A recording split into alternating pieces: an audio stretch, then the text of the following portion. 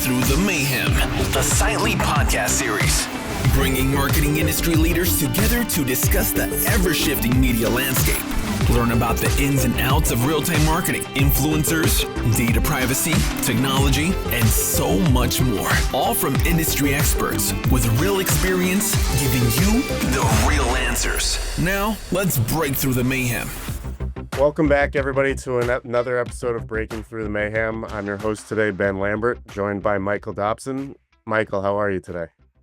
Good. It's a good start to Friday, so doing well, thanks. Amazing. Well, we're really excited to have you on here. I'm very excited for everybody to learn more about what you're working on, your views on the industry. You and I have gotten to know each other quite a bit recently, and always enjoy our conversation. So excited for other people to listen in and hear what we have to say. Would love for you to give our listeners a little bit of a background of who you are, where you work today, and how you've gotten to this incredible role that you're sitting in today. Yeah, absolutely. Thanks for having me. So I am the Global Chief Digital Officer for AMS, overseeing our digital strategy and innovation for 10 countries that we do business in for 3 different businesses, and really working with the leadership team and our overall day-to-day teams to, strive for making sure that we're, on the front lines of what's happening in the space for digital media, and looking at how we can really strive for reinventing what it may be for our products and services, and how we can grow within the space to provide the best, outcomes for our clients who range, all across different verticals, and all 3 businesses are very different too. So it's several hats that I wear, but overall I'm over digital for everything that we're doing at AMS. That's awesome. And it's a really, really cool role to be kind of the overall digital lead and focusing on global, which is, definitely something that not everybody gets to experience in their career, but something that, I know we've talked about with other guests on the podcast before, but would love for you to kind of explain to everybody of, how you got to this point in your career, some learnings that you had from some of your past experiences that made you make this move, 4.5 years ago, to get into this role, and what led you here. And maybe, talk about if you had some great mentors along the way that helped guide you to this position. Yeah, absolutely. Man, I could go far and deep, but we'll see how we go about this. So I'm an agency guy at heart, right? Like, a majority of my career has been on the agency side of digital media. But before that, I actually was on the client side, and I started in retail. I actually, out of college, went into retail management, and then I went to retail corporate, and into, I was on the buying side of that, and then I went into marketing and started managing agencies with some marketing when digital media only had paid search, like in SEO. And then eventually I went, I was client a couple of times, very interesting experiences there that I do pull back and put on my client hat a lot of times on how this is looked at from a business perspective and what clients really need and why. And then I went to Digital Shop. Digital Shop was acquired by a larger agency, full AOR shop. And then went to a few different, AORs. And I've been largely on the independent side, which has been huge for my career. I've learned a lot, very thankful for different mentors I've had. And I think that the biggest thing that's made me land where I am today is always thinking about, somebody said a long time ago, like, think about the what if. And at one point, when a lot of us have been in the digital space for a little while, and Ben, you've seen this, where it's like, well, everybody can buy social, everybody can buy programmatic, and if you have the right tools, you plug in, you can buy the same things from one agency to another, right? but it's like, how do you make it different? How do you make it unique? How do you look at it from a different perspective?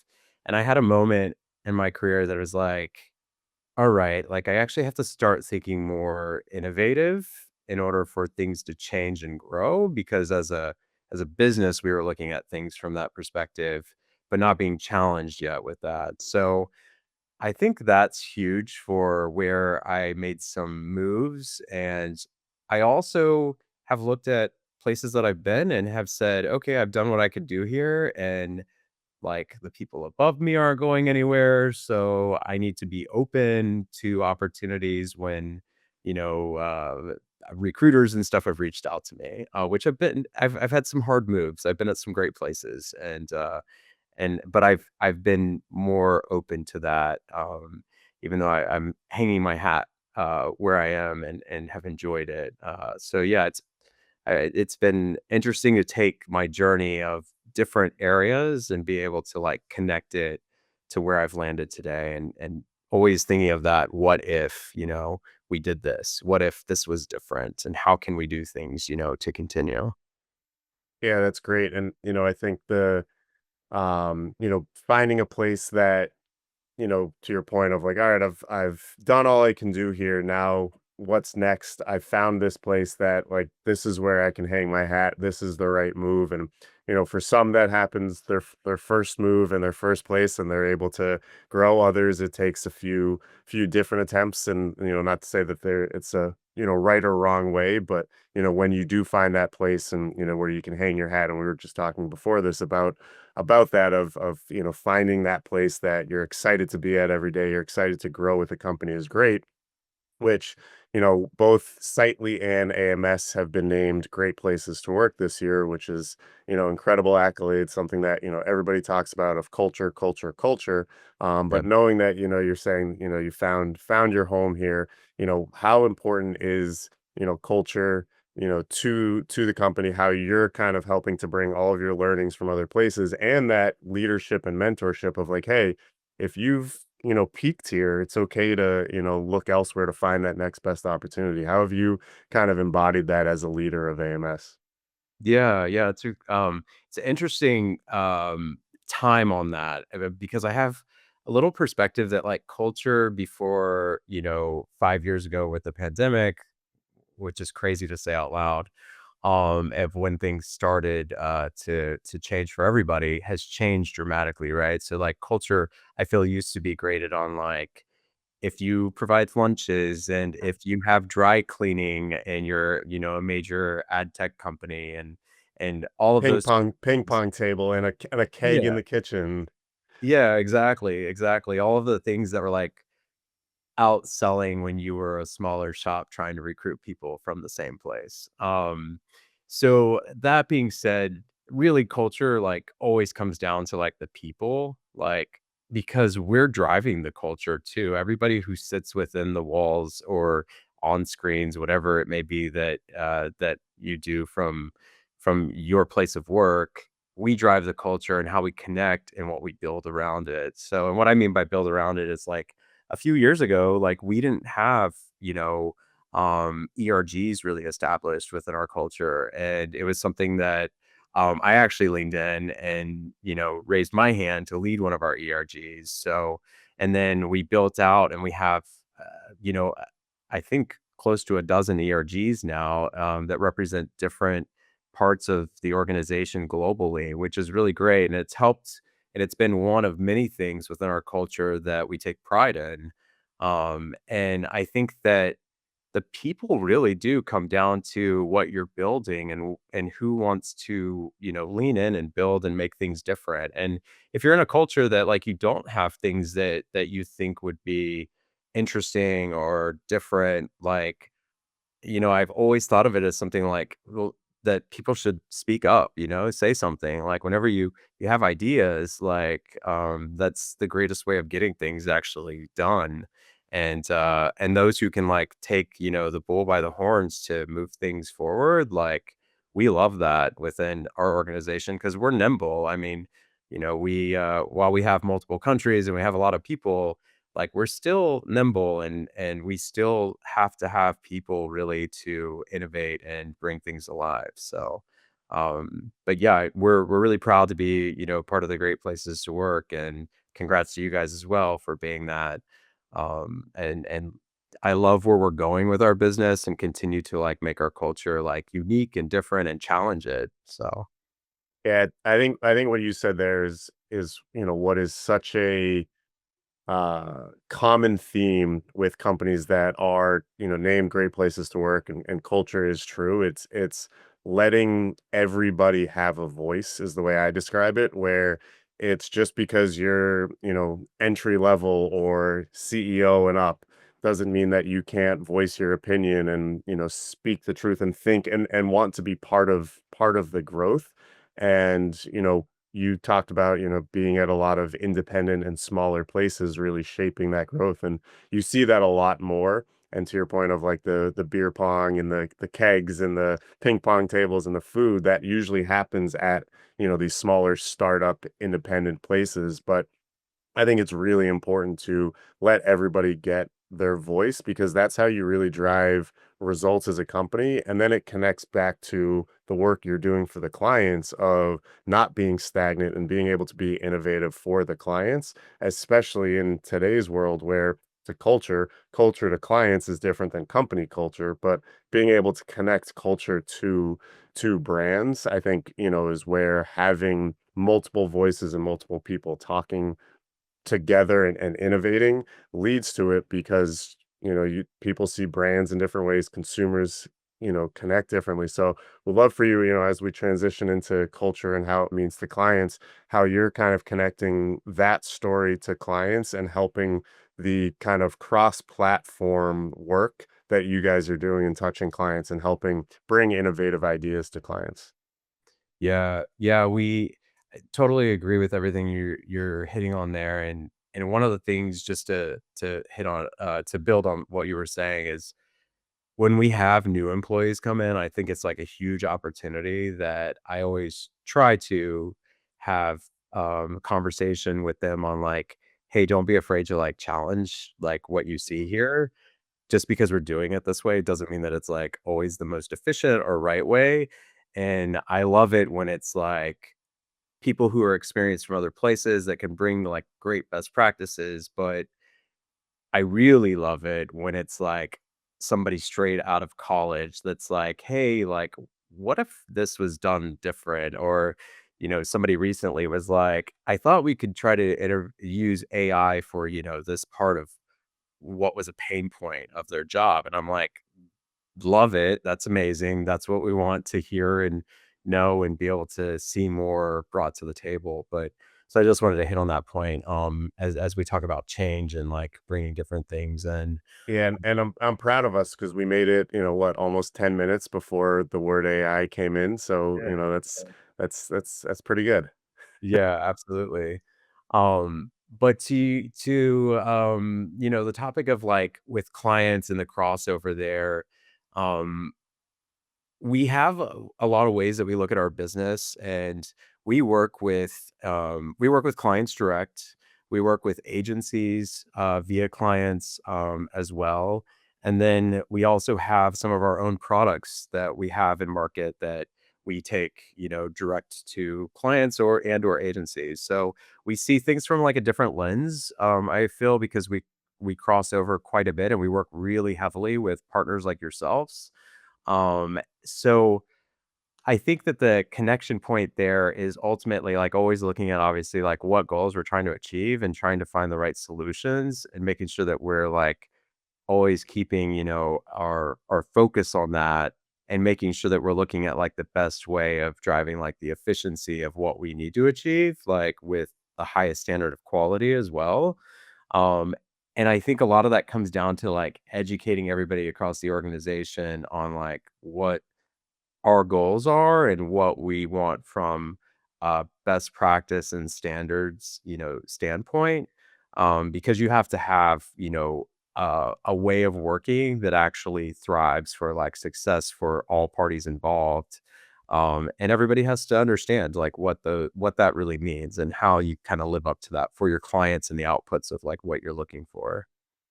Yeah, I think that's awesome. And I think the other piece to that is understanding, how knowing that you've had some client background and then now you guys do work both client direct and agency all in one and kind of helping everybody perform and drive the best outcomes. How are you working with the clients and the agency and your partners to be able to kind of have that balance of performance media versus building brand and the channel breakdown and thinking through that kind of bigger strategy. I think we see brands a lot of times focus so heavily on performance, performance, performance, and then maybe forget about brand, and then vice versa, only focusing on brand and then have no way to connect the dots. So how are you guys working on kind of connecting that story and figuring out that balance? Yeah. The biggest thing is like identifying exactly what you're describing of like if a client is saying that they're going after specific like type of performance, understanding like is that performance that the marketing and advertising leads that you're working with, is that the business outcome as well? Or what is that business outcome? Because it may be a touch point of driving some performance in some degree, but what does that actual like funnel look like or the consumer journey that we're going to actually impact look like? So for instance, I try to stress with our teams that even though we may be like responsible for a KPI that's like brand awareness or that may be like mid journey for the consumer, like can we track all the way to the end or can we pull data back in to show like full performance? Because it could be 3 months later that we're actually asked, "Oh, well, what does that actually mean for, like, our bottom line sales?" Even though you were just asked to get leads or drive site traffic or, whatever it may be, or certain, like, CPMs were, like, your focus. So we try to always make sure that we're capturing that to tell the full story and also leveraging different, opportunities with, like, partners like yourselves where, like, we can implement, like, brand lift studies to be able to inform the creative when we have a brand that's not been in market before, or they are putting new content in market and be able to give them early learnings on what that looks like. So we always try to really dig at the brief and go a step further on like, okay, like we understand this piece of it, but like let's go 2 steps deeper of like really what does this mean and make sure that we're like trying to stay ahead of that and give even more to bring back to our clients. Yeah, that's awesome. I think it shows how much you guys care and how much detail and effort goes into supporting all of the clients that you have. What would you say is like something that, either clients bring to you all the time, based on trades or, the hot topics in the industry that you're constantly having to either debunk or be like, hey, like, yeah, like we're already doing that. This is a little overhyped. Like it's not as big of a deal as people are making it out to be. What would you say are kind of some of those big overhyped, over talked about trends currently in the industry that you guys are helping to navigate right now? Oh man, I feel like that's a little bit of a roller coaster, right? Like one day it's about like platforms being banned, and then another it's like what's going on with the data and retail media or what, So I think one to I'm not going to answer it as direct, but I think one of the great things that we do as an organization is we pull insights from different teams and we have marketplace meetings where we actually aggregate all of those insights every couple weeks. We write them up and we push them out to our clients and our partners in different ways. So like we have several teams that do that. And I think that the great thing is it's it's not just hitting on what's, like, happening in the space that's the hot topics to your point, but it's also, like, giving our perspective on what it means potentially for their business. So, you know, if there are certain, like, things happening in the world from a political standpoint or from a ban standpoint or, concerns around, like, viewability or whatever it may be, like, what does that actually mean potentially for our clients? And sometimes the topic is large enough that we have to do like separate like POVs that we're putting out and give them actual options to consider. And that's, where I think that we always try to stay proactive, but as we know, things are just so like digitally driven now that it's like, okay, this happened overnight and we have to put together something like today. to be able to provide clients like the best, like just weight of exactly like what's happening within the space and what their potential options may need to be considered. So it's interesting, like with everything in the tariff, like, space right now, which has been a hot topic for a while now.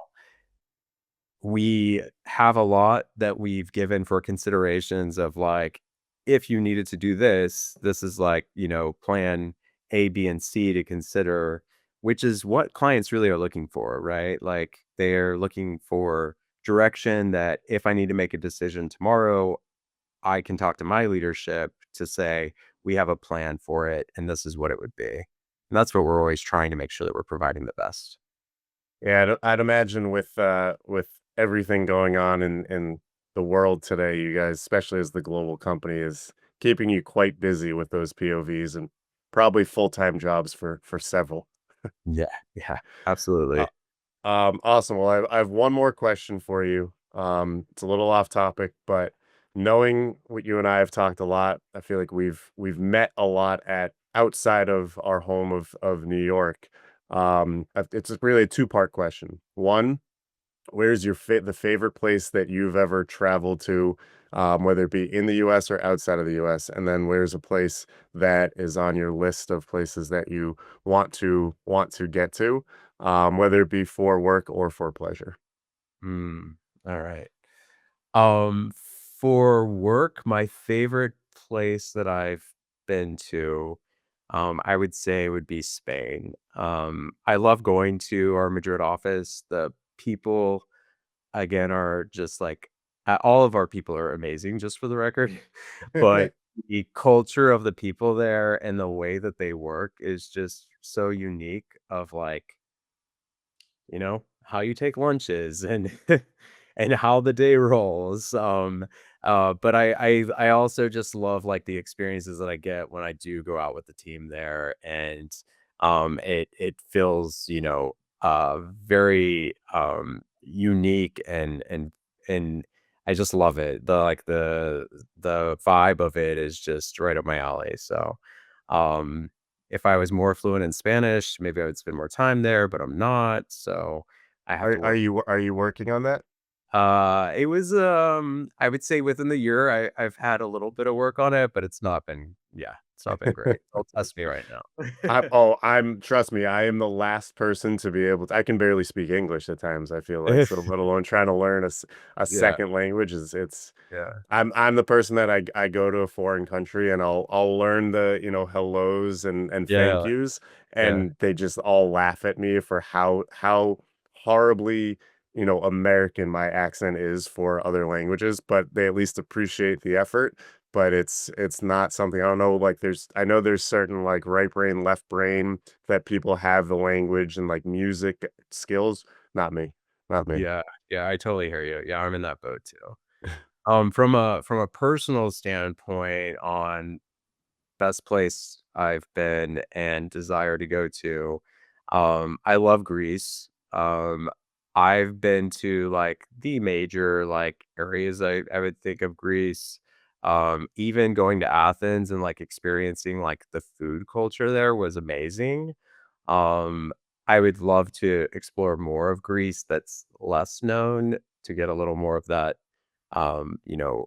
organic feel and not tourist like driven. So I would say that that's probably where I want to explore more of for sure.